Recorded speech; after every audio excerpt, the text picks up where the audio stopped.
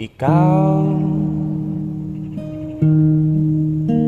ikaw pala ang hinihintay kong pangarap.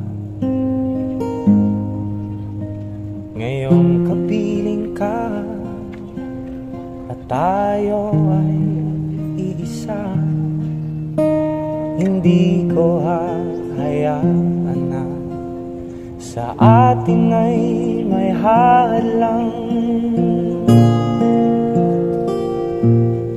Pangako sa'yo,